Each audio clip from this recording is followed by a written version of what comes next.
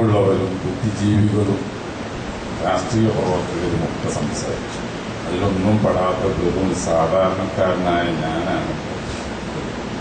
ഇനി PP ഉമർ ഫാറൂഖ് തണുപ്പിനെ പോലെയുള്ള വലിയ ഈ വിഷയവുമായി ഒരുപാട് പഠിച്ച ആളുകൾ ഇവിടെ ഉണ്ട്. നാട്ടിലേഖനം ഞാൻ വായിച്ചു അതാണ് അതിനെപ്പറ്റി. അപ്പോ എനിക്കിത് പല ഭാഗങ്ങളും ചിന്ത വരിക തുടക്കമുണ്ടാകും. ഏതായാലും അത് നിയമമായി വരൂല. പിന്നെ എന്തിനാണ് ഇത്രയും എന്തിനാണ് ഈ പ്രതിഷേധം? അവിടെ നിന്ന് തുടങ്ങട്ടെ. യഥാർത്ഥത്തിൽ അവിടെയാണ് നാം തുടങ്ങേണ്ടത്. സ്വീകാര്യമല്ലാത്ത, ബുദ്ധിപരമല്ലാത്ത, ന്യായമല്ലാത്ത എന്തൊരു നീക്കം കണ്ടാലും അതിനെതിരെ പ്രതിഷേധിക്കുക, ശബ്ദിക്കുക എന്നത് സ്വതന്ത്രരായ ബുദ്ധിയുള്ള മനുഷ്യരുടെ ധർമ്മമാണ്. അതിനുവേണ്ടിയാണ് നമ്മുടെ വാപ്പമാർ, നമ്മുടെ ഉപ്പാപ്പമാർ ബ്രിട്ടീഷുകാരന്റെ തൂക്കിന് നേരെ നെഞ്ഞു കാണിച്ച് ഇന്ത്യ സ്വതന്ത്രമാക്കിയത്. തനിക്ക് കൊള്ളാവുന്നതും തനിക്ക് ഉൾക്കൊള്ളാൻ പറ്റാത്തതും മനസ്സിലാക്കുകയും അംഗീകരിക്കാനാവാത്തതിനെതിരെ പ്രതിഷേധിക്കുകയും ശബ്ദിക്കുകയും ചെയ്യാനുള്ള സ്വാതന്ത്ര്യം ലോകത്ത് ഇന്ത്യ കയ്യിലുള്ളതുപോലെ മറ്റെവിടെയുമില്ല. ആ ഇന്ത്യയുടെ പൗരന്മാരാണ്. അത് ലോകത്തിന്റെ എവിടെ ചെന്നാലും അതിന് പ്രതികരണശേഷി എന്നാണ് പറയുന്നത്. അത് നഷ്ടപ്പെട്ടൊരു സമൂഹം ചത്തതിനൊക്കുമേ ജീവിച്ചിരിക്കുക. നടപ്പാവോ ഇല്ലേ? നടപ്പാവില്ലെന്ന് ഉറപ്പുണ്ടെങ്കിൽ പിന്നെ എന്തിനും കളി നിർദ്ദേശം വെച്ചു. മഹാനായിരുന്ന ജസ്റ്റിസ് കൃഷ്ണയ്യർ, അദ്ദേഹമാണ് അതിന്റെ ചെയർമാൻ. ഖുർആനിലൊരു പ്രയോഗമുണ്ട്, അതിപ്പോ പ്രൊഫസർക്ക് അറിയാം. സൂറ യാസീൻ അങ്ങനെ ഒരു പ്രയോഗം. വാർദ്ധക്യം കൂടിയാൽ അന്തം നഷ്ടപ്പെട്ട് പിഞ്ചു കുഞ്ഞുങ്ങളെ പോലെയാകും. നിങ്ങൾക്ക് ബുദ്ധിയിലെ ലോകരെ എന്ന് അള്ളാഹു സൃഷ്ടാവ് ചോദിക്കുക. എനിക്ക് നല്ലൊരു നിർദ്ദേശമുണ്ട്. ഞാനിപ്പോ ജസ്റ്റിസ് ഒന്നുമല്ല, കമ്മീഷൻ ചെയർമാനുമല്ല, എങ്കിലും എനിക്കൊരു നിർദ്ദേശം. ബുദ്ധിപരമായി ഇവർ നിർദ്ദേശത്തിനേക്കാളും ഏതൊരു സാധാരണക്കാരനും മനസ്സിലാവുന്നതാണ്. 58 കഴിഞ്ഞാൽ എന്തായി? പെൻഷൻ പ്രായമായി. ഒരു 5 കൊല്ലം നമ്മൾ അവർക്ക് വേണ്ടി സൗജന്യം ചെയ്യാം. 63 വയസ്സായാൽ അങ്ങനെയുള്ളവരെ നിർബന്ധവാദത്തിന് വിധേയമാക്കണം. അതിന് എല്ലാ ഗവൺമെന്റ് പ്രൈവറ്റ് ആശുപത്രികളിലും പ്രത്യേക ഒരു വകുപ്പ് തുടങ്ങണം എന്ന് നിർദ്ദേശിച്ചാൽ 100% സത്യമല്ലേ അത്? എന്തുകൊണ്ട്? ഈ ലോകത്തിന്റെ സുഖങ്ങളും സൗകര്യങ്ങളും അനുഭവങ്ങളും ആസ്വാദനങ്ങളും 58 കൊല്ലം വരെ ഈ നാട്ടിൽ സേവനം ചെയ്ത് ജീവിക്കുകയും പിന്നെ അതിന്റെ കമ്മീഷൻ പറ്റി 5 കൊല്ലം ജീവിക്കുകയും പെൻഷൻ കഴിഞ്ഞു 63 കഴിഞ്ഞാൽ മരിച്ചോളണം. ഇല്ലെങ്കിൽ അങ്ങനെയുള്ളവരെ കൊണ്ടുപോയി കൊന്നുകളയാൻ എല്ലാ ആശുപത്രികളിലും, അത് ഗവൺമെന്റിനോ പ്രൈവറ്റ് എന്നോ വ്യത്യാസമില്ലാതെ ഒരു ഡിപ്പാർട്ട്മെന്റ് തുടങ്ങിയാണ്. എല്ലാ വർഷത്തിനും പരിഹാരമായി. എന്നാൽ ഈ ജാതി 83, 93 ഒക്കെ കഴിഞ്ഞതിന്റെ ഈ ചെറിയും അത്തവും എത്തും ഈ മനുഷ്യ സമൂഹം പേറേണ്ടി വരില്ല. അതായത് ഇപ്പൊ അതാവുന്നേ ചെന്നി ബാധിച്ച് എന്നോ മരിച്ചു പോലുള്ള മനുഷ്യന്മാരെ നേതൃത്വത്തെ വെച്ച് അവരുടെ ചെന്നി അത് ലോകം സഹിക്കേണ്ടി വരികയാണ്. ഇത് തമ്മിൽ എന്താ വ്യത്യാസം? ഗർഭധാരണം നടന്ന ഭ്രൂണം, ഈ ഭ്രൂണത്തെ നശിപ്പിക്കാൻ ഗവൺമെന്റ് ആശുപത്രികളിലും പ്രൈവറ്റ് ആശുപത്രികളിലും പ്രത്യേക സൗകര്യം ചെയ്തു കൊടുക്കണമെന്ന് പറയുന്നതും 63 കഴിഞ്ഞവനെ കൊല്ലാൻ സൗകര്യം ചെയ്തു കൊടുക്കണമെന്നുണ്ടോ? കൂടുതൽ ബുദ്ധി വരേതാ വിളിച്ചു കുറെ 63 കൊല്ലം സുഖിച്ച് എവിടെ മറ്റൊരു വരണ്ടേ? ഇത് വരാനുള്ള സ്വാതന്ത്ര്യം ഭൂമിയല്ലേ? ഭൂമി വരാനുള്ള സ്വാതന്ത്ര്യം എല്ലാവർക്കും കൊടുക്കി. എന്നിട്ട് ഒരു പരിധി വരെ ജീവിച്ചിട്ട് പോട്ടെ, അതല്ലേ കുറെ കൂടി ബുദ്ധിപരം. എന്താണ് ഈ പറയുന്നത്? ഇതൊക്കെയാണ് അവരുടെ ബുദ്ധിജീവികൾ. എന്ത് ബുദ്ധിജീവി വേണം? അവിടെയൊന്നുമല്ല പ്രശ്നത്തിന്റെ ഗൗരവമല്ല. അയ്യോ പ്രസവത്തെ പറ്റി ചിന്തിച്ചിട്ടുണ്ടാവില്ല. അതായത് മൗലികാവകാശങ്ങളിൽപ്പെട്ടതാണ് വിശ്വാസ സ്വാതന്ത്ര്യവും. ആ വിശ്വാസം അനുഷ്ഠിക്കാനും മറ്റുള്ളവരോട് പ്രശ്നത്തിന് സമൂഹത്തിൽ കുഴപ്പമുണ്ടാക്കാത്തവർക്ക് പ്രചരിപ്പിക്കാനുമുള്ള സ്വാതന്ത്ര്യം അല്ലെ? അത് ഉറപ്പാണ്. എങ്കിൽ മതവിശ്വാസികൾ എല്ലാ മതവിശ്വാസികളും, മുസ്ലിങ്ങളും ക്രിസ്ത്യാനികളും മാത്രമല്ല, ഒരു പ്രത്യേകം പറയുന്നു, വേദഗ്രന്ഥങ്ങളുണ്ട്, അവർ പ്രത്യേകം പറയുന്നു. ഈ മതവിശ്വാസികൾ ഈ മതമനുസരിച്ച് ജീവിക്കാനും അത് ഉൾക്കൊണ്ട് തന്റെ സഹോദരങ്ങളോട് സ്നേഹബുദ്ധിയ അത് ഉപദേശിക്കാനും അതിനെതിരിൽ വരുന്ന കാര്യങ്ങൾ ശരിയല്ല എന്ന് പറയാനുമുള്ള സ്വാതന്ത്ര്യം മൗലികമാണ്. അത് നിർണ്ണയിച്ചുള്ളൂ അല്ലെ? സമൂഹത്തിൽ ഒരു കുഴപ്പമുണ്ടാക്കാത്ത നിലയ്ക്ക് എന്റെ വിശ്വാസം ഞാൻ ഉൾക്കൊള്ളുകയും ആ വിശ്വാസം മറ്റുള്ളവരോട് സ്നേഹപൂർവ്വം പ്രചരിപ്പിക്കുകയും അതിനെതിരിൽ വരുന്ന നീക്കങ്ങളെ എതിരിൽ ശബ്ദിക്കുകയും ചെയ്യാനുള്ള ഒരു മൗലികമായ സ്വാതന്ത്ര്യം. അതിനെതിരല്ലേ ഇയാളെ കത്തിക്കുന്നത് അല്ലേ? അത് നിങ്ങൾ ചിന്തിച്ചല്ലേ? അവിടെയാണ് ഞാൻ കണ്ട ഈ ഡൽഹിയിലുണ്ട് ഏറ്റവും ഭീകരമായ, ശരിക്കും ഭീകരവാദം എന്ന് പറയുന്നത്. പഴയ കാലത്ത് ഇന്ദിരാഗാന്ധി അടിയന്തരാവസ്ഥ പ്രഖ്യാപിച്ച് എന്തു നല്ലൊരു ഭരണാധികാരിയായിരുന്നു, നല്ല മനുഷ്യനായിരുന്നു. പക്ഷെ അവരെ എവിടെ എത്തി? ഒറ്റ കാരണത്തിന് പേരിൽ ഇന്ത്യയിലെ ഏറ്റവും മോശപ്പെട്ട പ്രധാനമന്ത്രി വിഷയം. ഈ അവസ്ഥയിലേക്ക് വരാൻ കാരണം എന്താണ്? അടിയന്തരാവസ്ഥയിലൂടെ ഈ അഭിപ്രായം പറയാനുള്ള സ്വാതന്ത്ര്യം തൽക്കാലം സസ്പെൻഡ് ചെയ്തിട്ടുള്ളൂ അല്ലേ? അതുകൊണ്ട് ഓരോരുത്തരെ ഇഷ്ടമുള്ളവരെ അവർക്ക് ഇഷ്ടമില്ലാത്തവരെ മുഴുവൻ കൊണ്ടുപോയി ജയിലിൽ വെക്കേണ്ടി. ഇപ്പൊ പറയുന്നത് 3ാം പ്രസവം നടന്നാല് ഏറ്റെടുക്കണ പണിയും പ്രസവരക്ഷയും ജയിലിലാണ്. അതിന് പെട്ട പെണ്ണിനും അതിന് ഉത്തരവാദിയായ പുരുഷനും ജയിലിൽ കൊണ്ടുവെക്കും. എന്നിട്ടോ പ്രസവ സമ്മാനം 10,000 അവിടെ കൊടുത്തിട്ട് പോരാ.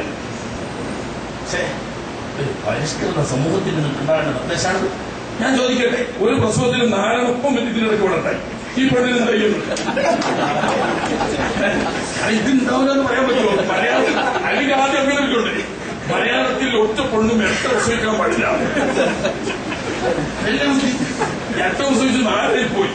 എന്നാല് അങ്ങനെ ഫസ്റ്റ് പ്രസവത്തിന് തന്നെ പുതിയാപ്പിളയും പുതിയൊന്നും ഇവിടെ പോവുക, ജയിലിൽ പോവുക, അമ്മ വെച്ചിട്ട് ഒരു 10,000 അവിടെ കൊടുത്തിട്ട് പ്രസവരക്ഷ ജയിലിന് ആ ഗോതമ്പ് കൊണ്ടൊക്കെ തിന്നിട്ടേ അനാലിട്ടുള്ള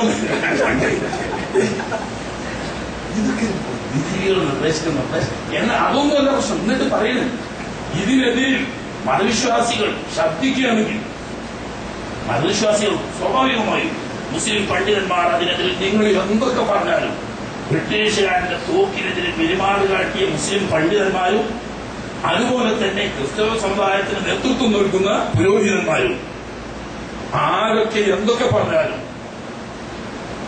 ജീവനേക്കാളും സ്നേഹിക്കുന്ന വിശ്വാസം, ആ വിശ്വാസ പ്രമാണം ഈ സമൂഹത്തിന്റെ മുന്നിൽ പറയാനും അതിനെതിരിൽ വരുന്നത് ശരിയല്ല എന്ന് ഉണർത്താനുമുള്ള സ്വാതന്ത്ര്യത്തിന് വേണ്ടി ഞങ്ങൾ മരിക്കാൻ തയ്യാറാണ്.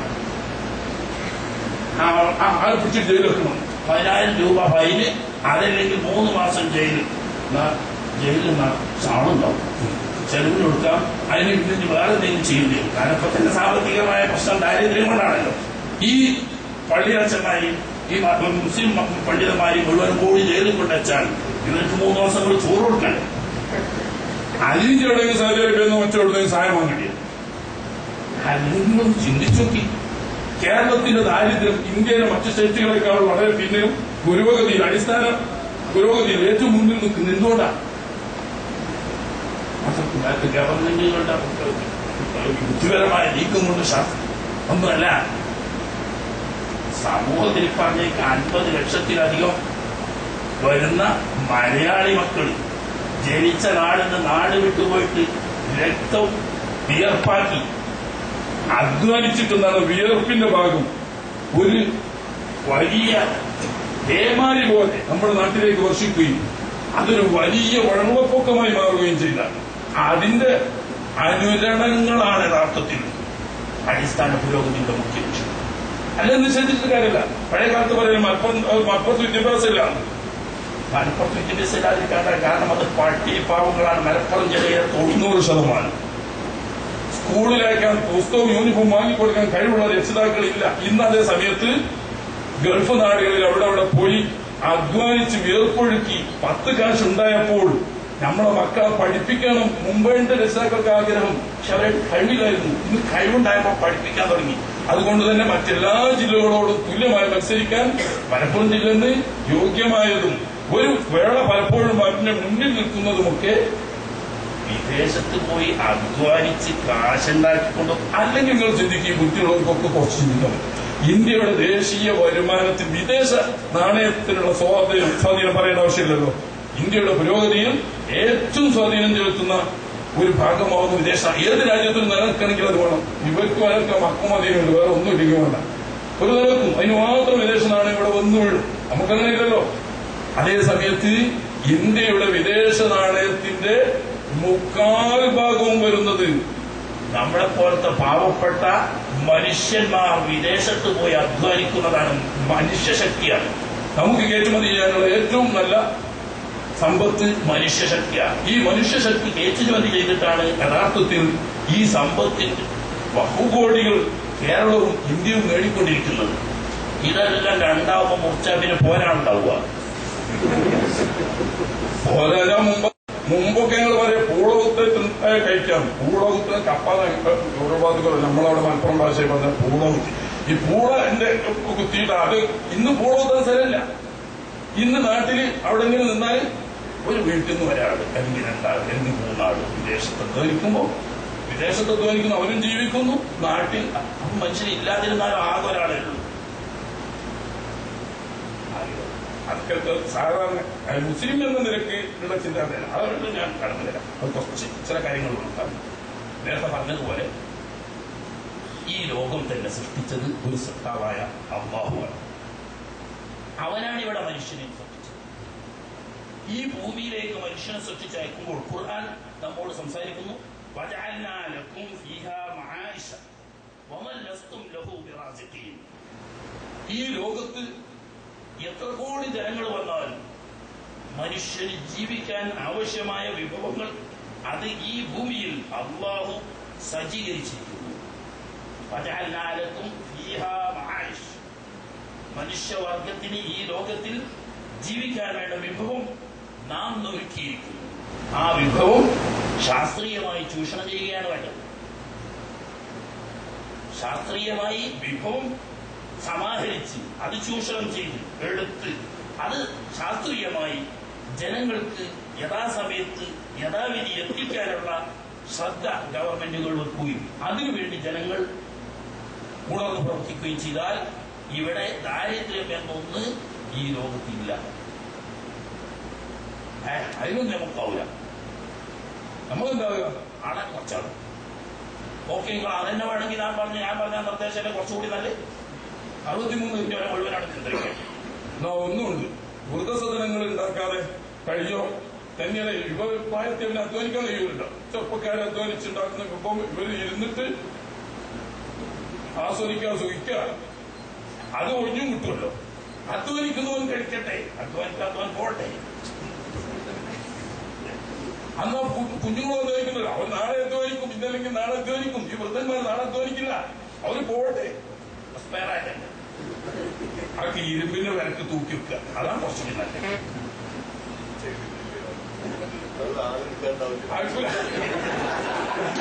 അപ്പൊ പിന്നെ എളുപ്പപ്പണിയതാ. ഇത് എളുപ്പപ്പണി നേരത്തെ പറഞ്ഞേക്ക് എല്ലാ ആശുപത്രികളിലും ഇത് കൊണ്ടുപോയി വെക്കാൻ തരം വേണ്ടേ, അതൊരു വലിയ പ്രശ്നമാണ്. അപ്പൊ അതുകൊണ്ട് എല്ലാ ആശുപത്രികളിലും അതാണ് നല്ല നിർദ്ദേശം. എല്ലാ ആശുപത്രികളിലും 63 കഴിഞ്ഞവരെ നിർബന്ധമായി ഒരുപക്ഷെ സ്വയം മരിക്കാൻ തയ്യാറില്ലാത്തവരെ ഈ ആശുപത്രിയിൽ സൗജന്യമായിട്ട് എന്ത് വെക്കുക. സ്വയം മരിക്കാൻ കുറെ ആൾക്ക് തയ്യാറും. കാരണം ഏതാ കാലത്തും വേണ്ട, മക്കൾക്ക് ഏതായാലും വേണ്ട, സമൂഹത്തിനും വേണ്ട, ആരും നമുക്ക് നോക്കാനില്ല, നമ്മളോട് അധ്വാനിക്കാൻ എന്നാ മരിക്കേണ്ടത്. അതിന് തയ്യാറല്ല. എന്നാലും അട്ട നീളുന്നവരെ ഇങ്ങനെ നീളുന്നവരുണ്ടാവും ചില. അവരെ കൊണ്ടുപോയിട്ട് ആശുപത്രിയിൽ നിർബന്ധമായിട്ടും ഒരു ഗുളിക കൊടുക്കുക, അല്ലെങ്കിൽ ഒരു ഇഞ്ചക്ഷൻ കൊടുക്കുക, കാര്യമാക്കുക. എന്നാലും ഈ ജനസംഖ്യാ പ്രശ്നം പരിഹാരവും. അതല്ലാതെ ഇവിടെ ചുരുക്കത്തിൽ ഒരു കാര്യം, മൗലികാവകാശത്തിൽപ്പെട്ട മുഖ്യമായ 2 കാര്യങ്ങൾ. ഒന്ന്, വിശ്വസിക്കാനും ആചരിക്കാനുമുള്ള സ്വാതന്ത്ര്യം. മറ്റുള്ളവരെ ബുദ്ധിമുട്ടിക്കാതെ വിശ്വസിക്കാനും ആചരിക്കാനുമുള്ള സ്വാതന്ത്ര്യം. അതുപോലെ രണ്ടാമത്തേത്, അത് പ്രചരിപ്പിക്കാനും അതിൽ മോശമായത് തെറ്റായത് വിരോധിക്കപ്പെട്ടത് ശരിയല്ല എന്ന് പറയാനുമുള്ള സ്വാതന്ത്ര്യം. അതിനെതിരിൽ എവിടുന്ന് എപ്പോൾ ആര് വരെ ചൂണ്ടിയാലും ഇന്ത്യയുടെ സ്വാതന്ത്ര്യത്തിന് വേണ്ടി വിരിമാറ് കാട്ടി മരിച്ച ഉപ്പമാരുടെ മക്കളും പേരമക്കളുമാകുന്ന ഇന്ന് ജീവിച്ചിരിക്കുന്ന ഓരോ ഇന്ത്യൻ പൗരന്റെയും ധർമ്മമാണ് അതിനെതിരെ ശബ്ദിക്കുക. അതുകൊണ്ടാണ് ശബ്ദിക്കുന്നത്. പാസ്സാവോ പാസ്സാവില്ല, നടപ്പിലാക്കുവോ ഇല്ലേ എന്നല്ല. അങ്ങനെ ഒരു നിർദ്ദേശം വന്നാൽ അത് ഉൾക്കൊള്ളാനോ അത് സ്വീകരിക്കാനോ ഉള്ള സഹിഷ്ണുത പോലും ഞങ്ങൾക്കില്ല. എന്തുകൊണ്ട്? അത് ഞങ്ങൾ മൗലികാവകാശത്തിനെതിരെയുള്ള വിരൽ ചൂണ്ടലാണ്. അത് അംഗീകരിക്കാൻ സ്വാതന്ത്ര്യ സമര സേനാനികളുടെ മക്കളും പേരമക്കളുമാവുന്ന ഈ സ്വതന്ത്ര സമൂഹം സന്നദ്ധരല്ല. അയ്യരൊക്കെ പഴയ ബ്രിട്ടീഷുകാർക്ക് ജീവിച്ച മനുഷ്യനാണ്. മുമ്പ് ആ പഴയന്റെ ബാക്കിയുണ്ടാവും. അത് ഈ അടിമ സ്വഭാവം തന്തയ്ക്ക് നേരത്തേക്ക് വന്ന മന്ത്രിസഭയിൽ മന്ത്രിയായിരുന്നു. അപ്പൊ മരിക്കണതിന് മുമ്പ് ഏതായാലും മരിക്കാനാണ്. ആ മരിക്കണതിന് മുമ്പ് പഴയ ആ പാർട്ടിക്കാർക്ക് എന്തെങ്കിലും നമ്മളെ വക ഒരു സംഭാവന മരിക്കുന്നതിന് മുമ്പ് ചെയ്തു എന്ന് ഉണ്ടാവില്ല. അവര് തീരെ ഉണ്ടായിരുന്നല്ലോ. രണ്ടെണ്ണം പറഞ്ഞപ്പോ അതല്ല, അത് അതില്ല. കാരണം എന്താ, രണ്ടുപേരെ മുമ്പ് സംഭവിച്ചിട്ടുണ്ടല്ലോ. നമുക്ക് തീരെ ഇല്ലാത്തതല്ല, രണ്ടുപേരെ സംബന്ധിച്ച് അതല്ല പ്രശ്നം. എന്തെങ്കിലും നമുക്ക് പണ്ട് സ്ഥാനമൊക്കെ തന്നായി മരിക്കണതിനൊപ്പം അവർക്ക് വേണ്ടി എന്തെങ്കിലും ഒന്ന് ചെയ്യാൻ ഉണ്ടോ?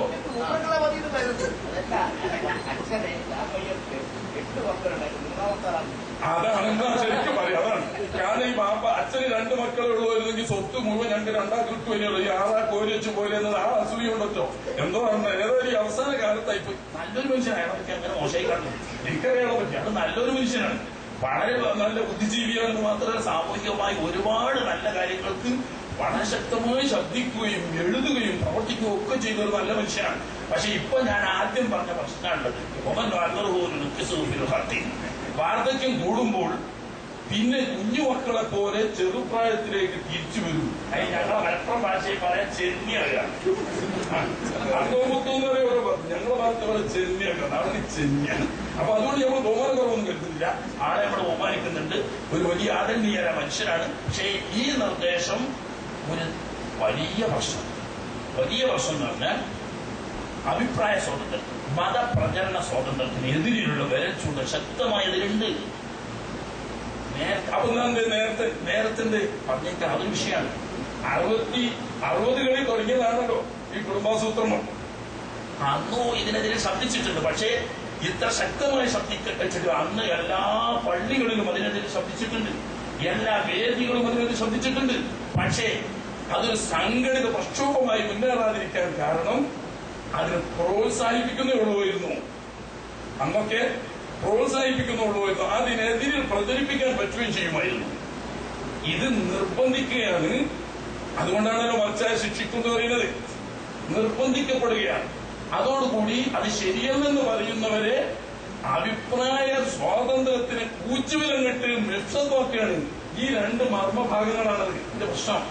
അന്നൊക്കെ ഞാൻ ഇവിടെ ചെറിയ കുട്ടിയായിരുന്ന കാലത്തൊക്കെ പാട്ട് പാടിയിട്ട് ചന്തകളിലൊക്കെ ഇങ്ങനെ ഒരു കാറിൽ വന്നിറങ്ങിയിട്ട് പാട്ട് പാടാൻ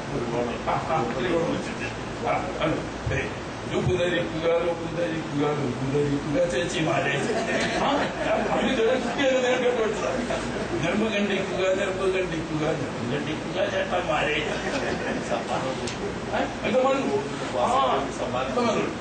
അന്ന് അതെന്താന്ന് വെച്ചാൽ അതിനെതിരെ ശബ്ദിച്ചിരുന്നു. പക്ഷെ ഒരു സംഘടിത പ്രക്ഷോഭം നടത്തിയില്ല. എന്തുകൊണ്ട്? അത് പ്രോത്സാഹനമാണ്. ഒരു ഭാഗത്ത് സത്യത്തിനെതിരിൽ, നീതിക്കെതിരിൽ, വിശ്വാസത്തിനെതിരിൽ പ്രചരിപ്പിക്കുമ്പോൾ അത് ശരിയല്ല, അതിന് പിന്നിൽ പോകരുത്, അത് അള്ളാഹുവിന്റെ തൃപ്തിക്കെതിരാണ്, അള്ളാഹുവിന്റെ ആജ്ഞയ്ക്കെതിരാണ്, ഒരു വിശ്വാസി അത് അംഗീകരിച്ചുകൂടാ എന്ന് മറുപ്രചരണം നടത്താൻ സ്വാതന്ത്ര്യം ഉണ്ടാകുന്നുണ്ട്. പള്ളികളിൽ നിന്നൊക്കെ പ്രചരിപ്പിക്കുന്ന മുസ്ലിം പള്ളികളിൽ നിന്നും മുസ്ലിം പ്രസംഗവേദികളിൽ നിന്നും അതുപോലെ തന്നെ ക്രിസ്ത്യാനികൾ അവരുടേതായ മതവേദികളിൽ പള്ളികളിലൊക്കെ അതിനെതിരെ പ്രചരിപ്പിച്ചിരുന്നു. അതിനൊന്നും പറയാനില്ല. ഹിന്ദു പ്രചരണം നടത്തുന്നവർക്ക് അതിനും സ്വാതന്ത്ര്യം ഉണ്ടായിരുന്നു, അതിനെ പ്രോത്സാഹിപ്പിച്ച് പ്രചരിപ്പിക്കുന്ന അതിനും സ്വാതന്ത്ര്യം ഉണ്ടായിരുന്നു. അപ്പൊ അവിടെയല്ല, അവിടുന്ന് വിട്ട്. അതുകൊണ്ട് തന്നെ ഞങ്ങൾ സംഘടിതമായി തന്നെ അതിൽ ശബ്ദിച്ചേ പറ്റൂ. അത് നമ്മുടെ ബാധ്യതയാണ്. എന്തുകൊണ്ട്? 2 ഭാഗത്തും നിർബന്ധം വന്നിരിക്കുന്നു. ഒന്ന്, 2ന്റെ അപ്പുറം വന്നാൽ ഈ കുടുംബം ശിക്ഷയ്ക്ക് വിധേയമാകും. ഗവൺമെന്റ് ജോലിയുണ്ടെങ്കിൽ അത് തെറിച്ചു പോകും. ഗവൺമെന്റിൽ നിന്നുള്ള യാതൊരു ആനുകൂല്യം ഇന്ത്യൻ പൗരൻ എന്ന നിലക്ക് അവന് ലഭ്യമല്ല. എന്ന് പറഞ്ഞപ്പോ ഈ ഇവരൊക്കെ ഇവിടെ കുവൈറ്റിലൊക്കെ കേട്ടിട്ട് ഞങ്ങൾ വിദൂരികളെ അതിൽ ആ കൂട്ടത്തിൽ കൊടുക്കുന്നു. കുവൈറ്റുണ്ടെങ്കിൽ വിദൂരികൾ പറഞ്ഞാൽ നാഷണാലിറ്റി ഇല്ല, ദുനിയാവിൽ എവിടെ നാഷണാലിറ്റി അങ്ങനെ കൂട്ടുന്നുണ്ട്. വിദൂരണം.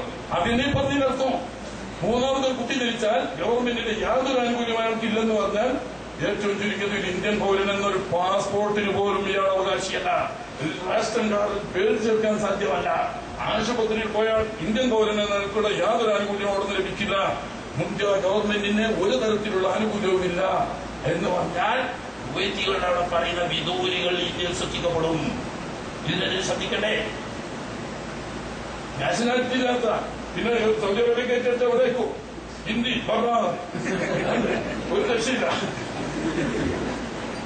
പിന്നെ ഇവിടെ ഏതെങ്കിലും എന്തുകൊണ്ട് പാസ്പോർട്ടാണെങ്കിൽ പാസ്പോർട്ട് കൊടുക്കുമ്പോൾ വിദൂരിയാണ്. എന്താ പറയണത്? ഒരു ആനുകൂല്യമില്ല.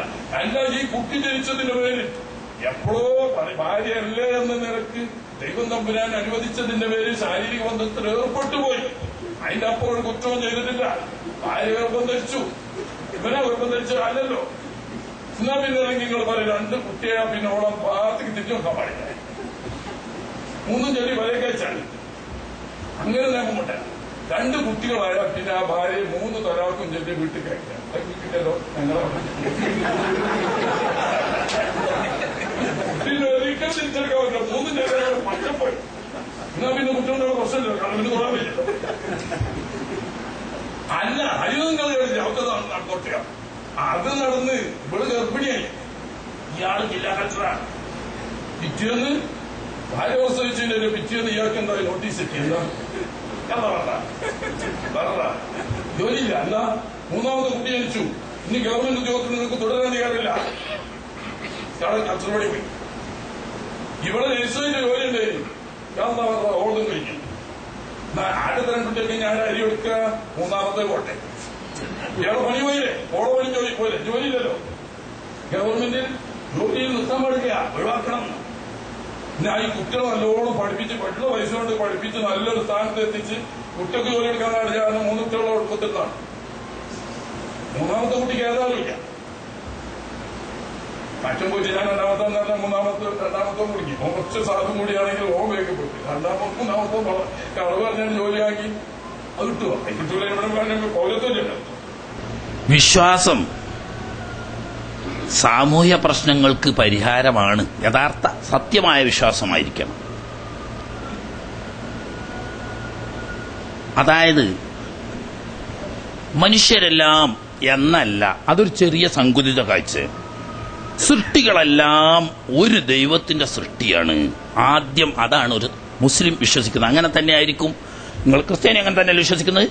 നിങ്ങളോ? അങ്ങനെ ഒരു വിശ്വാസം ഉണ്ടെങ്കിൽ അങ്ങനെ തന്നെയാണ്. എല്ലാം ദൈവം തമ്പുരാന്റെ സൃഷ്ടിയാണ്. അഞ്ഞ് പിന്നെ സൃഷ്ടിക്കാനൊരു കൂട്ടരും സംഹരിക്കാൻ വേറൊരു കൂട്ടരും സംരക്ഷിക്കാനൊരു കൂട്ടരും എന്ന് പറയുന്ന ത്രിവേദത്തിലാണെങ്കിൽ നിവൃത്തിയില്ല. ഏത്? സൃഷ്ടി, സ്ഥിതി, സംഹാരമൂർത്തികൾ എന്ന് പറഞ്ഞൊരു ത്രിമൂർത്തികളൊക്കെ അങ്ങനെ ഉണ്ട് എന്റെ കൂട്ടരില്ലേ? അങ്ങനെയുണ്ട്. സ്ഥിതി സൃഷ്ടി ഒരാൾക്കും, സ്ഥിതി ആരാണ് ഇതിനെ പരിപാലിക്കുന്ന റുബൂബിയത്ത് വേറൊരു കൂട്ടർക്കും, സംഹാരം എന്ന് പറയുന്ന ഇതിനൊക്കെ നശിപ്പിക്കുന്നത് മൂന്നാമനോളം. അതല്ല വിശ്വാസം. ശരിക്ക് ഏകദൈവ വിശ്വാസം എന്ന് പറയുന്ന യഥാർത്ഥ സെമിറ്റിക് മതങ്ങളൊക്കെ കാണുന്ന കാഴ്ച, എല്ലാം ഏകനായ ഒരു ദൈവം തമ്പുരാൻ, അതിന് അള്ളാഹു എന്ന് മുസ്ലിങ്ങൾ പറയുന്നു. ഈ ഏകനായ ഒരു ദൈവം തമ്പുരാന്റെ സൃഷ്ടിയാണ് ലോകം മുഴുക്കയും. രണ്ടാമതൊരു സൃഷ്ടികർത്താവില്ല. അവൻ തന്നെയാണ് ഇത് സംരക്ഷിച്ച് പരിപാലിച്ചു പോരുന്ന സ്ഥിതി കർത്താവും. അവൻ തന്നെ ഇത് സംഹരിക്കുന്ന സംഹാരകർത്താവും. സൃഷ്ടി, സ്ഥിതി, സംഹാരം എല്ലാം ഒരുവന്റെ കയ്യിലാണ്. ഏകനായ സൃഷ്ടാവായ സർവജ്ഞനും സർവശക്തനുമായ അള്ളാഹു അവന്റേതാണ് എല്ലാം. അവൻ ഒരു മനുഷ്യനിൽ നിന്ന് ഒരു സ്ത്രീയെയും ആ സ്ത്രീ പുരുഷന്മാരിൽ നിന്നിട്ട് മനുഷ്യ സമൂഹത്തെയും, എന്നിട്ട് പറയുന്നു ഖലഖലക്കും മാ ഫിൽ അർദി ജമിയ. ഖുർആൻ പറയാം, നിങ്ങൾക്ക് വേണ്ടി, നിങ്ങളുടെ ക്ഷേമത്തിനു വേണ്ടി, നിങ്ങളുടെ ഐശ്വര്യത്തിനു വേണ്ടി, നിങ്ങളുടെ ജീവിത സുഖത്തിനു വേണ്ടി ഈ ലോകത്തിലുള്ള സകല വിഭവങ്ങളെയും ഞാൻ സംവിധാനിച്ചിരിക്കുന്നു. ഈ ഒരു ഏകഭാവം വിശ്വാസം ഉൾക്കൊണ്ടാൽ, വിശ്വാസം ഞാൻ വിശ്വാസിയാന്ന് പറയാ, എന്റെ താല്പര്യത്തിന് ഞാൻ നടക്കുക, അവനെ പറ്റിയല്ല പറയാം. അതാണ് ഇപ്പോൾ പ്രശ്നം. പ്രൊഫസർ മനസ്സിലാക്കാത്തതാണ്. വിശ്വാസത്തിന്റെ കഴിവ് കുറവല്ല, വിശ്വാസം ഉൾക്കൊള്ളാതെ വിശ്വാസി എന്ന് പറഞ്ഞ് എന്നെ പോലെ ഞാനൊരു വിശ്വാസിയാണെന്ന് പറഞ്ഞു നടക്കുകയും വിശ്വാസം സ്വയം ഉൾക്കൊണ്ട് ജീവിതത്തിൽ പകർത്താതിരിക്കുകയും ചെയ്യുന്നതാണ് ഇവിടുത്തെ പ്രശ്നം. അതേസമയത്ത് ഈ മൂന്ന് കാര്യങ്ങളെ കൊണ്ട് എല്ലാ പ്രശ്നത്തിനും പരിഹാരമാവും ഉൾക്കൊണ്ടാൽ. അങ്ങനെ ഇവിടെ സമൂഹത്തിന് ചരിത്രമുണ്ട്. ചരിത്രം നിങ്ങൾ പൂർണ്ണമായി പഠിച്ചിട്ടുണ്ടെങ്കിൽ പശ്ചിമേഷ്യൻ ചരിത്രം പഠിക്കുന്ന കൂട്ടത്തിൽ ഇസ്ലാമിന്റെ ദീർഘകാലത്തെ ചരിത്രം അപവാദങ്ങൾ ഉണ്ടാവാം. നല്ലൊരു ഭാഗത്ത് എല്ലാ സാമൂഹ്യ പ്രശ്നങ്ങൾക്കും സംതൃപ്തമായി സുഖകരമായി തൃപ്തികരമായി പരിഹാരം കണ്ട് ചെന്നായും ആടും, ഇത് കഥയല്ല അനുഭവമാണ്, ആടും ചെന്നായും ഒന്നിച്ച് മേയുന്ന ഒരു നീതി സമൂഹം ഇവിടെ കഴിഞ്ഞുപോയി. അതെന്തായിരുന്നു? ഈ വിശ്വാസ സംഹിത. ഇത് മാത്രം. എല്ലാം ഒരു സൃഷ്ടാവിന്റെ സൃഷ്ടികളാണ്. അവനാണ് ഇത് നിയന്ത്രിക്കുന്നതും പരിപാലിക്കുന്നതും. നാളെ അവന്റെ മുന്നിൽ മറുപടി പറയാൻ കടമപ്പെട്ടവരാണ് ഇവരൊക്കെ. അതുകൊണ്ട് നിങ്ങളെല്ലാം ഒരു ഉമ്മയിൽ നിന്നും വാപ്പയിൽ നിന്നും ജനിച്ച മക്കളാണ്. അതിൽ മുസ്ലിം എന്നോ ക്രിസ്ത്യാനിയെന്നോ ഹിന്ദുവെന്നോ സിഖുകാരനെന്നോ യഹൂദിയെന്നോ അല്ലെങ്കിൽ മതനിഷേധിയെന്നോ ഒരു വ്യത്യാസവുമില്ല. ഒരു ഉമ്മയിൽ നിന്നും ഒരു വാപ്പയിൽ നിന്നും സൃഷ്ടിച്ച മക്കളാണ്. എന്നിട്ട് ഖലഖലക്കും മാഫിൽ അർദ്, ഈ മനുഷ്യരാവുന്ന നിങ്ങൾക്ക് വേണ്ടിയാണ് ഈ ലോകത്തെ ഞാൻ സംവിധാനിച്ചൊരുക്കിയിരിക്കുന്നത്. മുസൽമാന് മാത്രമല്ല, ക്രിസ്ത്യാനിക്ക് മാത്രമല്ല, ഹിന്ദുവിന് മാത്രമല്ല, കമ്മ്യൂണിസ്റ്റുകാരന് മാത്രമല്ല, അതല്ലെങ്കിൽ മതനിഷേധികൾക്ക് വേണ്ടി മാത്രമല്ല, മനുഷ്യവർഗത്തിന് വേണ്ടിയാണ്. ഈ ഒരു വർഗബോധം, ഏകവർഗം, ഏക സമൂഹം, ഈ സൃഷ്ടാവിന്റെ അടിമകൾക്ക് ജീവിക്കാൻ വേണ്ടതാണ്. ഈ വിശ്വാസം മാത്രം നടപ്പിലാക്കിയാൽ അതിന്റെ പ്രയോഗവൽക്കരണം എന്ന നിലക്ക് പ്രവാചകൻ പറഞ്ഞു, ലൈസ മിന്ന, വിശ്വാസി എന്ന് പറയാൻ അവകാശപ്പെടാൻ അർഹതയില്ല. മൻ, ഒരുത്തൻ ഷബിയ, ഓൻ ശരിക്കും വയറ് നിറയെ ഉണ്ണുന്നു, വജാറുഹു ജായിഉൻ ഫീ ജംബിഹി, അയൽവാസി വിശന്ന് പട്ടിണി കിടക്കുമ്പോൾ വയറ് നിറച്ചുണ്ണുന്നവൻ വിശ്വാസിയല്ല. നിങ്ങൾ മനുഷ്യ സമൂഹത്തിന് മൊത്തമാണ് ഈ ലോകത്തെയും അതിലുള്ള വിഭവങ്ങളെയും ഞാൻ സംവിധാനിച്ചതെന്ന് സൃഷ്ടാവ് പറയുമ്പോൾ ആ സൃഷ്ടാവിന്റെ പ്രവാചകൻ അത് വിവരിച്ചു കൊടുക്കുന്നു. നിന്റെ അയൽവാസി ക്രിസ്ത്യാനിയായാലും ഹിന്ദുവായാലും സിഖുകാരനായാലും ജൂതനായാലും മതമില്ലാത്തവനായാലും അവൻ പട്ടിണി കിടക്കുമ്പോൾ നീ വയറ് നിറച്ചുണ്ടുന്നുണ്ടെങ്കിൽ നീ ഒരു വിശ്വാസിയായിട്ട് എണ്ണാൻ ദൈവത്തിങ്കൽ സാധ്യമല്ല. ഇത് പ്രയോഗവൽക്കരിച്ചു ഒരു സമൂഹം.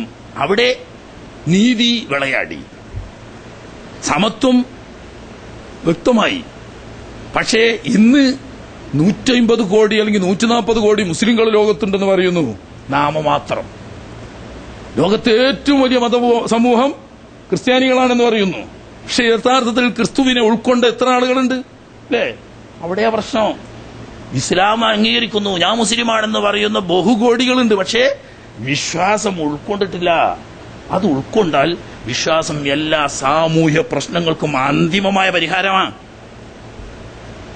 അതിലൊരു രാഷ്ട്രീയത്തിനും ഇടപെടേണ്ട ആവശ്യമില്ല. രാഷ്ട്രീയമൊക്കെ വിശ്വാസത്തിന്റെ ഭാഗം തന്നെ. രാഷ്ട്രീയമായിട്ട് വിശ്വാസത്തിൽ നിന്ന് പുറത്തു പോകില്ല. കാരണം എന്താ?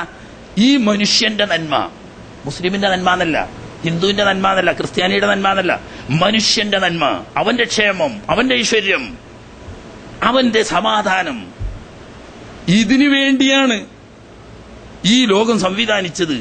ഇതിൽ മത ജാതി വിശ്വാസ ആചാര വ്യത്യാസമൊന്നും പരിഗണിച്ചുകൂടാ. പ്രവാചകന്റെ ഏറ്റവും കടുത്ത ശത്രുക്കളായിരുന്നു അക്കാലത്ത് ജൂതന്മാർ. എക്കാലത്ത് അങ്ങനെ ഒരു പ്രത്യേക സ്വഭാവം അവർക്ക്, അവരെ നമ്മൾ കുറ്റപ്പെടുത്തില്ല, അങ്ങനെയാണ് സ്വഭാവം. പ്രവാചകന്റെ ഏറ്റവും കടുത്ത ശത്രുക്കളായിരുന്നു. തൊട്ടടുത്ത് വീട്ടിലുണ്ടായിരുന്ന ജൂതക്കുട്ടി രോഗിയായപ്പോൾ യാതൊരു മടിയും കൂടാതെ പ്രവാചകൻ ആ വീട്ടിൽ കയറി ചെന്ന് ആ കുട്ടിയെ തള്ളോടി സമാശ്വസിപ്പിച്ച് രോഗവിവരം അന്വേഷിച്ചു. അച്ഛനോട് വിവരങ്ങളൊക്കെ അന്വേഷിച്ചു. അയാളോട് സമാധാന വാക്ക് കടന്നു. എന്റെ ശത്രുക്കളാകുന്ന ജൂതന്മാരാണ്, അവരെ അന്വേഷിക്കേണ്ട ആവശ്യം എന്താ? അതല്ല മനുഷ്യത്വം. ഈ മനുഷ്യത്വം ഉൾക്കൊണ്ടുകൊണ്ട് എല്ലാം അള്ളാഹുവാവുന്ന ഒരുവന്റെ സൃഷ്ടിയാണെന്നും ഒരു ഉമ്മവാപ്പമാരുടെ മക്കളാണ് എന്നും ഒരു ദൈവത്തിന്റെ മുന്നിൽ മറുപടി പറയാൻ നാളെ ഒരുമിച്ച് കൂട്ടപ്പെടുന്നവരാണെന്നും ഈ വിശ്വാസമുണ്ടെങ്കിൽ നിങ്ങൾക്ക് എല്ലാവർക്കും വേണ്ടിയാണ് ഈ ലോകത്തെ സംവിധാനിച്ചതെന്ന് പറയുമ്പോൾ ഈ ലോകത്തെ എല്ലാ സാമൂഹ്യ പ്രശ്നങ്ങളും ഈ വിശ്വാസം ഉൾക്കൊണ്ടാ പറയാനാണ്. ഉൾക്കൊള്ളാതിരുന്ന വിശ്വാസത്തിനല്ല തകരാറ്. ഈ വിശ്വാസമുണ്ടെന്ന് പറയുകയും അത് ജീവിതത്തിൽ ഉൾക്കൊള്ളാതിരിക്കുകയും ചെയ്യുന്ന കപടവിശ്വാസികളാണ് പ്രശ്നം. ഇവിടെയാണ്. അപ്പൊ പ്രശ്നത്തിന് പരിഹാരം വിശ്വാസം. സാമൂഹ്യ പ്രശ്നങ്ങൾക്കൊക്കെയും പരിഹാരമാണ്. മദീനയിൽ പ്രവാചകൻ വന്ന സമയത്ത് അവിടെ ഇന്ത്യ പോലുള്ള ഒരു ബഹുസമുദായ പ്രദേശമാണ് അവിടെ. അന്നത്തെ ന്യൂനപക്ഷ മുസ്ലിങ്ങളാ. അവിടുത്തെ സമ്പന്ന വിഭാഗം ജൂതന്മാരായിരുന്നു. അല്പം ചുരുക്കം ചില ക്രിസ്തീയരും അവിടെയുണ്ടായിരുന്നു. അറബികളായ വിവിധ വിശ്വാസങ്ങളും വിവിധ ആചാരങ്ങളും ഉൾക്കൊള്ളുന്ന വ്യത്യസ്ത ഗോത്രങ്ങളും ഉണ്ടായിരുന്നു. പ്രവാചകൻ മദീനയിലെത്തി ആദ്യം ഈ എല്ലാവരെയും വിളിച്ചുകൂട്ടി. എന്നിട്ട് ഒരു കരാർ എഴുതി. ലോകത്ത് യഥാർത്ഥത്തിൽ മനുഷ്യ സമത്വത്തിന്റെ, വ്യക്തി സ്വാതന്ത്ര്യത്തിന്റെ, വിശ്വാസ സ്വാതന്ത്ര്യത്തിന്റെ, ആചാര സ്വാതന്ത്ര്യത്തിന്റെ മാസ്റ്റർ പ്ലാൻ എന്ന് പറയാൻ പറ്റുന്നുണ്ടെങ്കിൽ ആ ലേഖനമാണ്. എല്ലാവരും വിളിച്ചു വരുത്തി. ക്രിസ്ത്യാനികളെ വിളിച്ചു വരുത്തി, യഹൂദികളെ വിളിച്ചു വരുത്തി, വിവിധ വിശ്വാസാചാരങ്ങളുള്ള വ്യത്യസ്ത ഗോത്ര സമൂഹങ്ങളെ, അറബികളെ അവരെ വിളിച്ചു വരുത്തി, മുസ്ലിങ്ങളെ. മദീന നമ്മുടെ നാടാണ്. Medina India. നമ്മൾ സാധാരണ ഇപ്പൊ കുട്ടികൾ സ്കൂളിൽ ചെല്ലുന്നുണ്ടല്ലോ, അന്ന് പ്രവാചകൻ 1400 കൊല്ലങ്ങൾക്ക് മുമ്പ് ഈ പരിഷ്കാരമൊന്നും ലോകം അറിയാത്ത കാലത്ത് ഇവര് മദീന നമ്മുടെ രാജ്യമാണ്. നമ്മുടെ രാജ്യം എന്ന് പറഞ്ഞാൽ ക്രിസ്ത്യാനിയുടെ രാജ്യം, യഹൂദിയുടെ രാജ്യം, ഹിന്ദു അവിടെ ഇല്ലെങ്കിലും ബൗദ്ധൈവ ആരാധകരാകുന്ന ഭീമാരാധകരുടെ രാജ്യം, ഏകദൈവ വിശ്വാസികളാവുന്ന മുസ്ലിങ്ങളുടെ നമ്മുടെ രാജ്യമാണ്. ഈ നാട്ടിന്റെ പുരോഗതിക്കും ഐശ്വര്യത്തിനും വേണ്ടി നാം ഒന്നിച്ചു ശ്രമിക്കേണ്ടതാണ്. ഓരോ ഗോത്രങ്ങൾക്കും അവരുടെ വിശ്വാസവും ആചാരവും അനുസരിച്ച് ഈ നാട്ടിൽ ജീവിക്കാൻ സ്വാതന്ത്ര്യമുണ്ടായിരിക്കും. എന്നിട്ട് പേരെടുത്ത് പറയാം. ഓരോ ഗോത്രങ്ങളെയും, യഹൂദികൾക്ക് അവരുടെ വിശ്വാസവും അവരുടെ ആചാരവും നടത്താൻ മദീനയിൽ സ്വാതന്ത്ര്യമുണ്ടായിരിക്കും. നസ്രാനികളായ 1-2 ഗോത്രങ്ങളുണ്ട്, അവരെ പേരെടുത്ത് പറഞ്ഞുകൊണ്ട് ഇവർക്ക് അവരുടെ വിശ്വാസവും ആചാരവും അനുസരിച്ച് മദീനയിൽ ജീവിക്കാൻ അവർക്ക് അധികാരമുണ്ടായിരിക്കും. മുസ്ലിങ്ങൾ ഈ നാട്ടിന്റെ ഭാഗമാണ്. ഈ നാട്ടിൽ ഒരു സമൂഹം എന്ന നിലയ്ക്ക് ജീവിക്കാൻ മുസ്ലിങ്ങൾക്കും സ്വാതന്ത്ര്യമുണ്ടായിരിക്കും. ഈ നാട്ടിന്റെ പൊതുഭരണാധികാരി എന്ന നിലക്ക്, പിന്നെ പറയാനുണ്ട്, ഈ നാട്ടിന്റെ പൊതുഭരണാധികാരി എന്ന നിലക്ക് പ്രവാചകൻ മുഹമ്മദ് സല്ലല്ലാഹു അലൈഹി വസല്ലം, പ്രവാചകൻ മുഹമ്മദ് അന്തിമമായ ഒരു തീരുമാനമെടുക്കും. ആ തീരുമാനം എല്ലാവർക്കും ബാധകമായിരിക്കും. നാട്ടിന്റെ ഭരണാധികാരിയാണ്. ആ നിലക്കേ തീരുമാനം വരുള്ളൂ. എല്ലാവർക്കും അവരുടെ വിശ്വാസവും ആചാരവും നടത്താൻ അധികാരമുണ്ട്. നാട്ടുകാരാണ്. ഒരു പ്രശ്നം വരുമ്പോൾ തീരുമാനമെടുക്കാൻ ഭരണാധികാരി എന്ന നിലക്ക് പ്രവാചകൻ മുഹമ്മദ് സല്ലല്ലാഹു അലൈഹി വസല്ലം അവകാശമുണ്ടാകും. അത് എല്ലാവരും അംഗീകരിക്കേണ്ടതാണ്. ഈ നാട്ടിന്റെ പുരോഗതിക്ക് വേണ്ടി എല്ലാവരും പരസ്പരം സഹകരിക്കേണ്ടതാണ്. ഈ നാട്ടിനെ പുറം ശക്തികൾ ആക്രമിക്കുമ്പോൾ, അടിവരയിട്ട് പറയേണ്ട ഭാഗമാണ്, ഈ നാട്ടിനെ പുറം ശക്തികൾ ആക്രമിക്കുമ്പോൾ ഏത് വിഭാഗമാണെങ്കിലും മദീനയുടെ രക്ഷയ്ക്ക് വേണ്ടി ഒന്നിച്ച് പ്രതിരോധിക്കേണ്ട ഉത്തരവാദിത്വം മദീനവാസികൾ എല്ലാവർക്കും ഒന്നിച്ചായിരിക്കും. ഇതിന്റെ അപ്പുറം എന്താ ഒരു മനുഷ്യാവകാശ പ്രഖ്യാപനം വേണ്ടത്? രാജ്യരക്ഷയുടെ കാര്യത്തിൽ ക്രിസ്ത്യാനിയും ജൂതനും അത് ബൗദ്ധവിശ്വാസിയും മുസ്ലിമും ഒന്നിച്ച് തോളോട് തോള് ചേർന്ന് മദീനയെ ആക്രമിക്കാൻ വരുന്ന ശത്രുവിനെതിരിൽ പടപൊരുതി മദീനയുടെ സ്വാതന്ത്ര്യം സംരക്ഷിക്കാൻ എല്ലാവരുടെയും ഉത്തരവാദിത്വമാണ്. രാജ്യരക്ഷ എല്ലാവർക്കും തുല്യ ഉത്തരവാദിത്വം. ഓരോരുത്തർക്കും അവരുടെ പള്ളി നിർമ്മിക്കാനും അവരാരാധന നടത്താനും അവരുടെ വിശ്വാസം നിലനിർത്താനും അവർക്ക് സ്വാതന്ത്ര്യമുണ്ടായിരിക്കും. ഈ നാട്ടിന്റെ പൗരന്മാരെന്ന നിലക്ക് പരസ്പരം ഇതിൽ നിന്നിട്ടാണ് വിശ്വാസത്തിന്റെ അടിത്തറ ഇസ്ലാം കെട്ടിപ്പടുക്കുന്നത്. ഇതിലും വിശാലമായ വീക്ഷണം ആധുനിക ലോകത്ത് എത്തിയിട്ടുണ്ടോ ചിന്തകന്മാരെന്ന് പറയാൻ? ഇതിനപ്പുറം എന്താ വേണ്ടത്? വിശ്വസിക്കാനും ആചരിക്കാനും ഉള്ള സ്വാതന്ത്ര്യം, ജീവിക്കാനുള്ള അവകാശം, രാജ്യരക്ഷയ്ക്ക് വേണ്ടി എല്ലാവരും തുല്യമായി സേവനം ചെയ്യുക. ക്രിസ്ത്യാനിയെ പുറത്തുനിന്ന് വരുന്ന യുദ്ധം ചെയ്യുന്ന അപ്പൊ നമ്മൾ വല്ലാണ്ട് മാറിക്കുക. കാരണം നമ്മളെ വിശ്വാസമുള്ള ബാക്കിയുള്ളവരാണല്ലോ ഓരോട്. ജൂതന്മാരാണ് പുറത്തുനിന്ന് എടുക്കാൻ വരുന്നത്. അപ്പൊ ജൂതന്മാർ പറയും നമ്മൾ ഓരോടില്ല, ഞങ്ങൾക്ക് എതിരില്ല, ഓരോ കൂട്ടത്തിക്കൂല്ല, നമ്മൾ മാറിക്കാണ്. നിങ്ങളെന്ന് അത് മദീനന്റെ രക്ഷയില്ല. മുസ്ലിമാണ് ഇപ്പുറത്ത് മുസ്ലിം രാജ്യമാണ് എതിർക്കാൻ വരുന്നത്. ഇപ്പൊ ഇന്ത്യയിലൊക്കെ ഉള്ളതുപോലെ പാകിസ്ഥാൻകാരോ ബംഗ്ലാദേശുകാരാണോ ഇന്ത്യനോട് ഇത് ചെയ്യാൻ വരുന്നത്. അതിലുള്ള മുസ്ലിം പട്ടാളക്കാരൊക്കെ മാറിക്കുക. കാരണം പാകിസ്ഥാൻ വരുന്നതൊക്കെ മാപ്പിള പട്ടാളം, ബംഗ്ലാദേശിയൊക്കെ മാപ്പിള പട്ടാളം, നമുക്ക് ഇത് ചെയ്യാൻ പറ്റൂല. നിങ്ങൾ ചെയ്തോളി, നമ്മളെ എതിരില്ല. ഹിന്ദുക്കളും ക്രിസ്ത്യാനികളും ചെയ്തോളി, കാരണം ഞങ്ങളെ ആൾക്കാരാണ് അവര്. അത് പറയാ രാജ്യരക്ഷക്ക് പറ്റൂല. അത് അങ്ങനത്തെ നാടെടുത്തണം, ആ നാട്ടിൽ നിർത്താൻ പറ്റൂല. ഇത് പ്രവാചകൻ മാതൃക കാണിച്ചു. ഇതിനും പ്രവാചകൻ മാതൃക കാണിച്ചു. രാജ്യരക്ഷക്കെതിരിൽ ജൂതന്മാരും അറബികളാവുന്ന ഖുറൈശികളും ഒന്നിച്ച് സംഘടിതമായി വന്നപ്പോ മദീനയിൽ നബിയോടൊന്നിച്ച് സഹകരിച്ച് ജീവിച്ചിരുന്ന, വളരെ സന്തോഷപൂർവ്വം സഹകരിച്ച് ജീവിച്ചിരുന്ന ബനൂ ഖുറൈള എന്ന് പറയുന്ന ജൂതഗോത്രം വഞ്ചിച്ചു. കാരണം നമ്മളെ ആളുകളാ വരുന്നത്. ആദ്യം അവർ വഞ്ചിക്കും. അവർ നല്ലൊരു വിശ്വാസനാണ് മുഹമ്മദ്, അദ്ദേഹത്തിന്റെ നിന്നിട്ട് യാതൊരു നീതികേടും ഇന്നുവരെ ഞങ്ങൾ കണ്ടിട്ടില്ല. ഞങ്ങളുടെ മതവും വിശ്വാസവും ആചാരവും ഒക്കെ സ്വതന്ത്രമാണ്. അതുകൊണ്ട് ഞങ്ങൾ സുരക്ഷിതമായിട്ട് ഇവിടെ നിന്നോട്ടെ, ഞങ്ങൾ എല്ലാ സഹകരണം ചെയ്യാം എന്നൊക്കെ പറഞ്ഞെങ്കിലും മറ്റുള്ളവർ വന്ന് എന്തായി, ഇതിന്റെ ഉള്ളിലൂടെ ചില ഗൂഢനീക്കങ്ങൾ നടത്തിയപ്പോൾ ഈ രാഷ്ട്രത്തിനെതിരെ അവർ നീങ്ങി, രാജ്യത്തിനെതിരെ നീങ്ങി.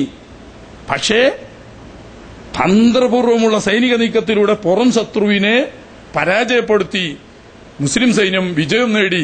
വന്നിട്ട് എന്താ പറഞ്ഞറിയോ? എന്നാ വേണ്ട അപ്പം തന്നെ ഇത് ഒരു ഭീകരനാണെങ്കിൽ അപ്പൊ തന്നെ ഒറ്റ ഒന്നിനല്ലാതെ എന്താ ഏതാമല്ലേ രാജ്യദ്രോഹ കുറ്റത്തിന് തലയെടുക്കുക വേണ്ടത്. എന്നിട്ടും ചെയ്തില്ല. ഇതുവരെ നമ്മൾ ഉണ്ടായിരുന്ന കരാർ ഈ നാട്ടിലെ എല്ലാ സമുദായവും ഈ നാട്ടിന്റെ രക്ഷയ്ക്ക് ഒന്നിച്ച് പ്രവർത്തിക്കണമെന്നാ. നിങ്ങൾ കരാർ ലംഘിക്കുകയും രാജ്യരക്ഷയ്ക്കെതിരിൽ പ്രവർത്തിക്കുകയും ചെയ്തതുകൊണ്ട് ഇനി നമ്മൾ ഒന്നിച്ച് ജീവിക്കാൻ നിവൃത്തിയില്ല. അതുകൊണ്ട് മാന്യമായി ഞാൻ പറയുന്നു, 10 ദിവസത്തെ അവധി. ഈ 10 ദിവസത്തിനിടയിൽ നിങ്ങൾക്ക് വഹിക്കാവുന്ന സാധനങ്ങളൊക്കെ നിങ്ങൾക്ക് വഹിക്കാം. നാട് വിട്ടോളം. മദീനയുടെ അതിർത്തിയിൽ 10 ദിവസം കഴിഞ്ഞ് 11ാം ദിവസം കണ്ടാൽ ഒറ്റ ഒന്നിനാ കുഞ്ഞാളിയും. അത് തെറ്റാണോ പറഞ്ഞ്? ആണോ? നമ്മൾ ചിന്തിക്കണം. ഒരു മതം നിങ്ങൾ ചിന്തിക്കണ്ട. ബുദ്ധിയുണ്ടോ നിങ്ങൾക്ക്? ഒന്നിച്ച് ജീവിക്കുന്ന ഒരു സമൂഹം. ഇപ്പൊ ഞാൻ പറയാ, ഇന്ത്യയിൽ ഇപ്പൊ നമ്മളെല്ലാവരും കൂടി ജീവിക്കുമ്പോ എല്ലാവരും ഇന്ത്യയുടെ അംഗങ്ങളാണല്ലോ, ഇന്ത്യയുടെ മക്കളാണ്. അവിടെ മതവും ജാതിയൊന്നുമില്ല. ഇന്ത്യയെ ആക്രമിക്കാൻ വേണ്ടിയിട്ട് ഒരു വൻ സൈന്യം വരുന്നു. അതൊരു മുസ്ലിം സൈന്യമാണെന്ന് വെക്കുക ദൗർഭാഗ്യവശാൽ. എല്ലാവരും അതിന് ഒന്നിച്ച് എതിർക്കണ്ടേ? ആ സമയത്ത് നമ്മളെന്താക്കി? മുസ്ലിങ്ങളൊക്കെ വേടെ, നമ്മളെന്തിനാ പോരോട് എതിർക്കണം? അല്ല, ഒന്നാം പറ മുസ്ലിമീങ്ങളല്ലേ. അപ്പൊ അതുകൊണ്ട് മുസ്ലിം ഇന്ത്യയുടെ രഹസ്യം ചോർത്തിക്കൊടുക്കുകയും ഇന്ത്യയുടെ രാജ്യരക്ഷയ്ക്ക് അപകടം വരുത്തുവാനുള്ള രഹസ്യ നീക്കങ്ങൾ നടത്തി ഈ ശത്രുവിനോട് ഒന്നിച്ചുകൂടി. യുദ്ധത്തിൽ ഇന്ത്യ വിജയിച്ചു എന്നിരിക്കട്ടെ, പിറ്റേന്ന് ഈ മുസ്ലിമിന് ഇന്ത്യയിൽ താമസിക്കാൻ അർഹത ഉണ്ടോ? നിങ്ങൾ ചിന്തിച്ചാണ്? ഉണ്ടോ? ലോകം പറയോ ഒരു രാജ്യദ്രോഹികളാണ്, അവരെ രാജ്യത്തെ പൗരന്മാരെ അംഗീകരിക്കാൻ പാടില്ല. ഇത് തന്നെ പ്രവാചനം ചെയ്തിട്ടുള്ളൂ. അതുവരെ രാജ്യദ്രോഹ കുറ്റം ചെയ്ത് ശത്രുവിന് ഒറ്റിക്കൊടുത്ത് മുസ്ലിം രാഷ്ട്രത്തെ കൊളമാക്കാൻ ശ്രമിച്ചപ്പോൾ എന്നിട്ടും അന്നത്തെ നീതി അനുസരിച്ച് കൊന്നുകളയാം. അന്നൊക്കെ അതാ നീതി, രാജനീതിയാ. പക്ഷെ എന്നിട്ടും എന്താണ്, കാരുണ്യവാനായ പ്രവാചകൻ കൊല്ലാനൊന്നും തയ്യാറായില്ല. എന്ത് പറഞ്ഞു? നമ്മൾ കരാർ ലംഘിച്ച് രാജ്യദ്രോഹ കുറ്റം ഗുരുതരമായി നിങ്ങൾ പ്രവർത്തിച്ചു എന്ന് വ്യക്തമായതുകൊണ്ട് ഇനി ഒരു സമൂഹമായി നമുക്ക് നീങ്ങാൻ നിവൃത്തിയില്ല. അതുകൊണ്ട് നിങ്ങൾക്ക് കിട്ടാവുന്നിടത്തോളം വഹിക്കാവുന്നിടത്തോളം നിങ്ങളുടെ സമ്പത്തൊക്കെ വഹിച്ചോളൂ. എന്നിട്ട് 10 ദിവസത്തിനുള്ളിൽ പോയിക്കൊള്ളണം. കാരണം കുടുംബവും സ്വത്തും വീടും ഒക്കെ ആയിട്ട് താമസിക്കുന്ന നാളെ പോകണം എന്ന് പറയുന്നത് ശരിയല്ലല്ലോ. 10 ദിവസത്തെ അവധി കൊടുത്ത് എന്നിട്ടൊരു വാണിങ്ങും. 10 ദിവസം കഴിഞ്ഞ് 11ാമത്തെ ദിവസം ഇവിടെ കണ്ടാൽ തലയെടുത്ത് കളയും. ആരും നിന്നില്ല. 10 ദിവസത്തിനുണ്ട് എല്ലാവരും പോയി. അങ്ങനെയാണ് ഹൈബറിൽ പോയിട്ട് താമസാക്കിയത് മദീനയിൽ നിന്നുള്ളത്. അപ്പൊ ഇങ്ങനെ സാമൂഹിക പ്രശ്നത്തിനും സാമ്പത്തിക പ്രശ്നത്തിനും പാരിസ്ഥിതിക പ്രശ്നത്തിനുമൊക്കെ സജീവമായ ജീവനുള്ള ഒരു വിശ്വാസിയുടെ വിശ്വാസം യഥാർത്ഥത്തിൽ പരിഹാരമാണ്. നോക്കി, ക്രിസ്ത്യാനികൾക്ക് അവരുടേതായ ഇടവകകൾ, മുസ്ലിങ്ങൾക്ക് അവരുടേതായ മഹല്ല് ജമാഅത്തുകൾ ഒക്കെ ഏകദേശം. ആ പള്ളിയിൽ അച്ഛൻ അല്ലെങ്കിൽ ഈ പള്ളിക്കലുള്ള മുസ്ലിയാര് ഒരു സാമൂഹ്യ ബോധമുള്ള ഒരു പ്രവർത്തകനാണെങ്കിൽ ആ നാട്ടിന്റെ മുസ്ലിങ്ങളുടേത് മാത്രമല്ല അതുപോലെ ക്രിസ്ത്യാനികളുടേത് മാത്രമല്ല എല്ലാവരുടെ പ്രശ്നത്തിനും പരിഹാരം കാണാനും പുരോഗതി ഉണ്ടാക്കാനും എല്ലാം കഴിയുന്നുണ്ടല്ലോ. ഇപ്പോൾ തന്നെ നിലവിൽ കഴിയുന്നുണ്ട്. അതൊരു നിയമത്തിനും എതിരുമല്ല. പിന്നെ ചില ആളുകൾ നമുക്കെന്താ പള്ളിയിൽ ഇമാം എന്നാ മതി, അവിടെ കുർബാന നടത്തിയാൽ മതി എന്ന് വിചാരിച്ച് മൂപ്പരിങ്ങനെ ഔദ്യോഗിക കർമ്മം മാത്രം നിർവഹിച്ച് ഇങ്ങനെ മൂലക്കിരുന്നാലോ അതിനെ ഉണ്ടാവുള്ളൂ, ഒന്നും നടക്കൂല. അപ്പൊ ചുരുക്കത്തിൽ വിശ്വാസം പരിഹാരമാണ് എല്ലാ പ്രശ്നങ്ങൾക്കും പരിഹാരം.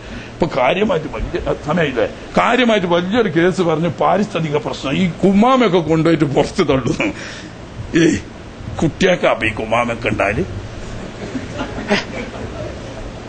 കുമ്മാമ ഒഴിവുണ്ടാക്കുന്ന കുട്ടികളാണെങ്കിൽ ഞാൻ കുട്ടികൾ വേണ്ടാക്കാം. കുട്ടികൾ വേണ്ട നിൽക്കുന്നതിന്റെ ഒരു വലിയ പ്രശ്നം എന്താണ്? പാരിസ്ഥിതിക പ്രശ്നങ്ങളാണ്. ഈ പ്രശ്നങ്ങൾ മുഴുവൻ ചെറിയ പൈതൽ കാശിക്കും മൂത്രിക്കും ചെയ്ത് എത്ര ഉണ്ടാകാന്നൊരു കണക്കില്ലേ. അതിന് നമ്മൾ പറഞ്ഞ പുതിയ നിർദ്ദേശം എന്താണോ അടുത്ത് അങ്ങനെ ഒരു നിർദ്ദേശം വെച്ചാൽ നിങ്ങളെ ഗവൺമെന്റ് സ്വീകരിക്കും. എനിക്കറിയില്ല, നമ്മൾ പാർട്ടി ഇല്ലാത്ത ആളായതുകൊണ്ട് ചിലപ്പോൾ സ്വീകരിക്കൂല. ഏതായാലും അങ്ങനെ വെച്ചു വെക്കുക. ഏത് 58 പെൻഷനാകുകയും 5 കൊല്ലം സൗജന്യമായി നമ്മളെ ഔദാര്യം കൊണ്ട് അങ്ങനെ വേണം. അവർക്ക് അവകാശമൊന്നുമില്ല. കിട്ടാളൊക്കെ 58 വയസ്സിൽ ഒരു വാങ്ങിച്ചാണ്. എന്നാലും നമ്മൾ ഔദാര്യമായിട്ട് ഒരു 5 കൊല്ലം കൂടി കൊടുത്തിട്ട് 63-ന് അപ്പുറം ഒരാളും ജീവിക്കാൻ പാടില്ല എന്നും, അഥവാ അങ്ങനെ ജീവിക്കുന്നവരാരെങ്കിലും ഉണ്ടെങ്കിൽ അവരെ നിയമപരമായി കൊന്നുകളയാനുള്ള നിയമം കൊണ്ടുവരണമെന്നും അതിന് എല്ലാ ഗവൺമെന്റ് പ്രൈവറ്റ് ആശുപത്രികളിലും സൗകര്യം ചെയ്യണം എന്നുള്ള ഒരു നിർദ്ദേശം വെച്ചാൽ ഇതിനേക്കാളും സൗകര്യമാണ്. എന്നാൽ ഒരു ന്യായം അവിടെ ഉണ്ട്. എന്താ? ഒരു 63 കൊല്ലയിൽ ലോകത്ത് സുഖിക്കാനും അനുഭവിക്കാനും ആസ്വദിക്കാനും ഒക്കെ സമയം കിട്ടി. പിന്നെ പെൻഷനായി ദുനിയാവിലെ ഭാരമായിട്ട് കിടക്കേണ്ടെന്ന് വെച്ച് പോയിക്കാം. പുതിയ ആളുകൾക്ക് വന്ന് ഇതിന്റെ സുഖവും സന്തോഷവും അനുഭവവും ഒക്കെ ഒന്ന് അനുഭവിക്കാനുള്ള സ്വാതന്ത്ര്യം. മറ്റേ ഫിറോന്റെ നമ്മുടെ ചരിത്രത്തിലാണ് പഴയ കാലത്തെ ഫിറോവിന്റെ അതേ പരിഷ്കാരം. അത് ഫിറോൻ പണ്ഡിതായതീന്ന് ഇല്ലേ? ഫറോവ ചക്രവർത്തി ഇസ്രായേലരുടെ ആൺകുഞ്ഞുങ്ങളെ മുഴുവനും മറുകൊല ചെയ്യലായിരുന്നു. എന്നാലും അയാൾ കുറെ കൂടി നീതിവാനാ അല്ലേ? എന്താ? അയാൾ ജനിക്കാൻ സ്വാതന്ത്ര്യം കൊടുത്തിന്. ജനിച്ച് ഈ മണ്ണിന് അതിന്റെ വാസനയും ഇവിടുത്തെ വായു ഒക്കെ കുറച്ചൊക്കെ ആസ്വദിച്ച്, എന്നിട്ട് ഉമ്മാക്കും പാപ്പാക്കും ഓർക്കൊണ്ടൊരു സന്തോഷം. എന്റെ കുഞ്ഞാണോ പെണ്ണോ എന്ന് കാണുന്നെങ്കിലും ചെയ്യാറ്. കണ്ണു നിറയെ ഒരു നോക്ക് കണ്ടിട്ട് ആണാണെന്ന് വന്നാൽ കൊലക്ക് വിട്ടുകൊടുക്കുക, പെണ്ണാണെന്ന് പറഞ്ഞാൽ ജീവിക്കുക. എന്നാലും കൊന്നാലും വേണ്ടില്ല. ജനിക്കാനുള്ള സ്വാതന്ത്ര്യവും ഈ പെണ്ണിന് മൗലികാവകാശമായ പ്രസവിക്കാനുള്ള സ്വാതന്ത്ര്യവും ആര് കൊടുത്തിരുന്നു? ഫറോവ ചക്രവർത്തി കൊടുത്തിരുന്നു. ഈ ഭീകരനായ ഫറോവ ചക്രവർത്തിയുടെ മേലെ ആയില്ലേ അയ്യരെ നിങ്ങളുടെ നിർദ്ദേശം എന്ന് സ്നേഹപൂർവ്വം ചോദിച്ച് അധികമായെങ്കിൽ ക്ഷമിക്കണമെന്ന് പറഞ്ഞ് ഞാൻ നിർത്തുന്നു. അസ്സലാമു അലൈക്കും.